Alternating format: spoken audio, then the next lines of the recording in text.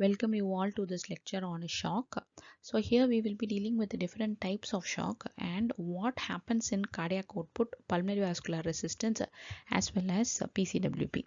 So I will tell you logical ways and the exact mechanism or the pathophysiology that happens in all the shock. Let's start with the cardiogenic shock. In cardiogenic shock, the primary problem is with the heart. The heart is unable to pump blood. Therefore, there is decreased cardiac output. Because it is not able to pump blood, then the output will obviously be less. But what is systemic vascular resistance? The systemic vascular resistance is the intrinsic tone of the blood vessels. So, when the heart is unable to pump blood, yet the body tries to maintain the pressure to the organs.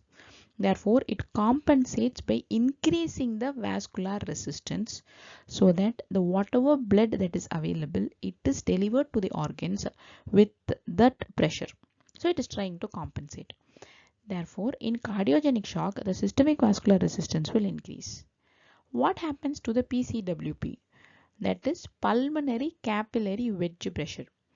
One needs to remember PCWP is a measure of the left atrial pressure. In cardiogenic shock, since the heart is unable to pump blood from the left ventricle into the aorta, the pressure in the left ventricle increases, thereby transmitting the pressure to the left atrium, which again increases, and there is an increased PCWP. Elevated PCWP is seen in cardiogenic shock only.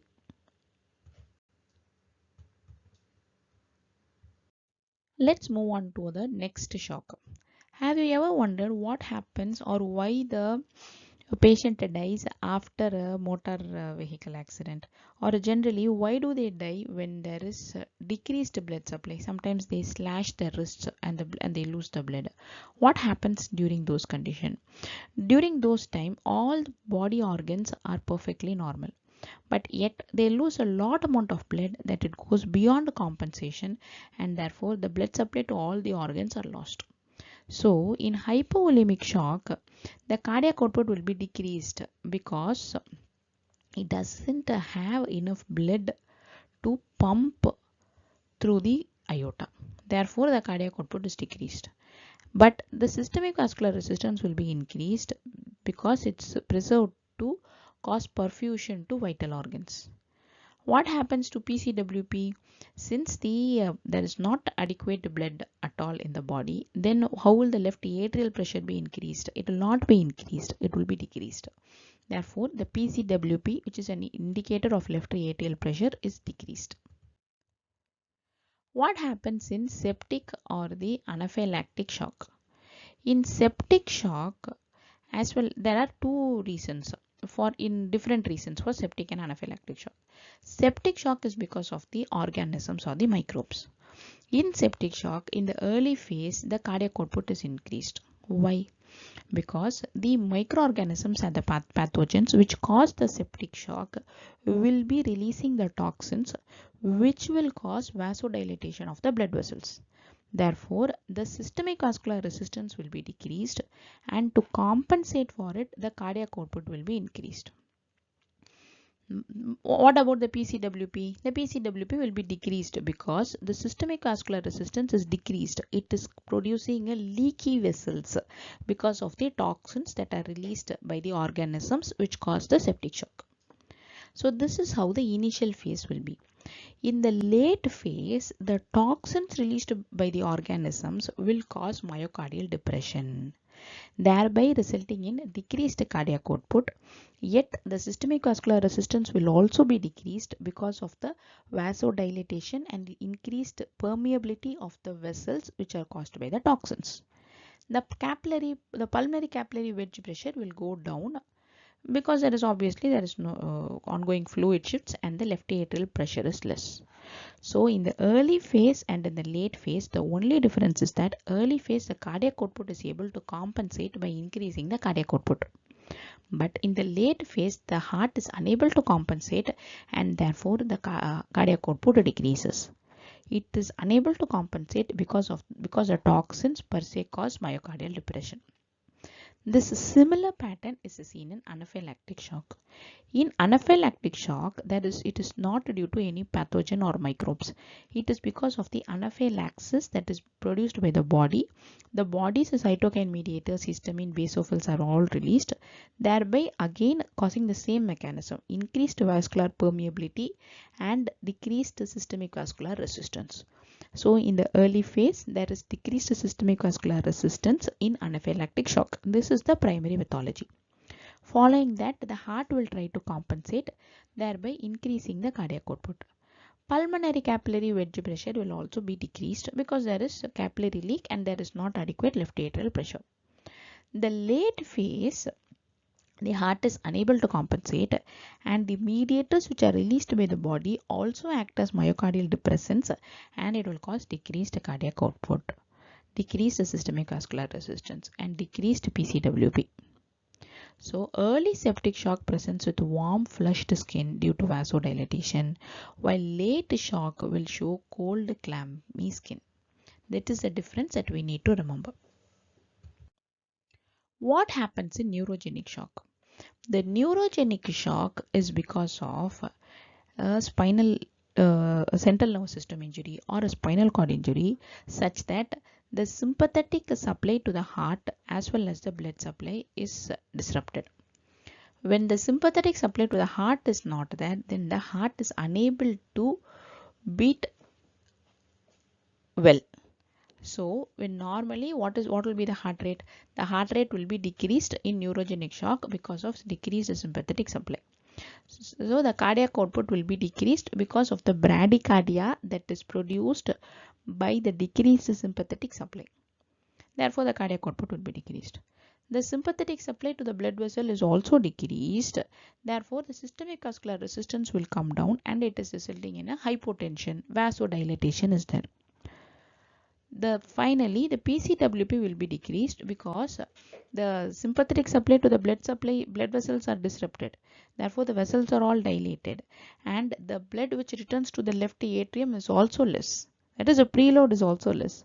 So, the left atrial pressure is less and therefore PCWP is decreased. Bradycardia and hypotension is a combination which is seen only in neurogenic shock. Because when we have hypotension, then the heart rate will try to compensate and increase the rate and result in tachycardia. But when there is bradycardia and hypotension, it definitely means that there is a problem with the innervation to both the heart and the blood vessels. Thereby, it is the problem with the sympathetic supply, that is because of neurogenic shock. We have come to the final shock, that is the obstructive shock. What is the mechanism behind obstructive shock? There is an obstruction. Either it can be a tension pneumothorax, either it can be a pulmonary embolism, anything. So when an obstruction happens, that is a physical obstruction happens, then it will prevent adequate ventricular filling or it can prevent ejection. So obstruction can happen either to the preload or to the afterload. So whatever the obstruction, even when the preload is obstructed, like for example in pulmonary embolism or in tension pneumothorax, then the cardiac output will be less.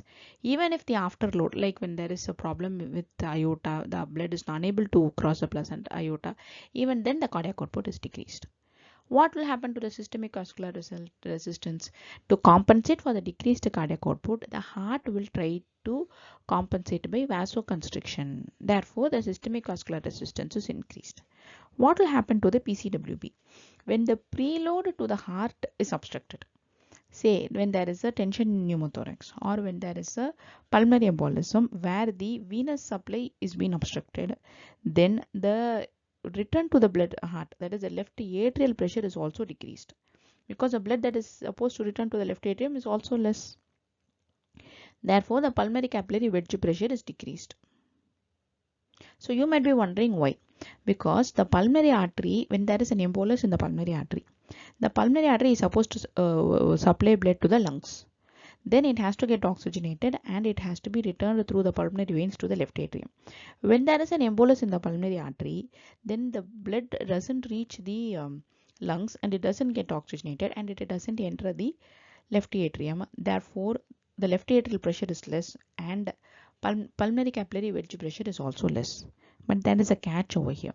If there is obstruction to the preload, then the pulmonary capillary wedge pressure is less. But when there is an obstruction to the afterload, say there is the aorta, there is an obstruction beyond the aorta such that the blood supply is not able to, cardiac output is less. In that case, because of back pressure, the left atrial pressure can rise. PCWP can rise. So this type of obstructive shock, you need to know why it occurs. Most commonly, it is because of embolism or tension pneumothorax. Therefore, in general, in obstructive shock, remember PCWP is decreased, while the cardiac output is decreased and SVR is increased. The septic, anaphylactic, and neurogenic shock are all classified under distributive shock. Increased pulmonary PCWP is seen in cardiogenic shock. This is an exception that I told you about the obstructive shock, where the obstruction is in the afterload, just for you to know the mechanism. But as a rule, PCWP is increased in cardiogenic shock. With this, we have come to the end of our presentation on shock. I'm happy that you have stayed with me till the end. I have an announcement. I'm starting my mentoring classes for medical graduates and USMLE aspirants. If you like my videos and want to get mentored by me, you can send me a message in the comments and we can take it forward. Have a good day.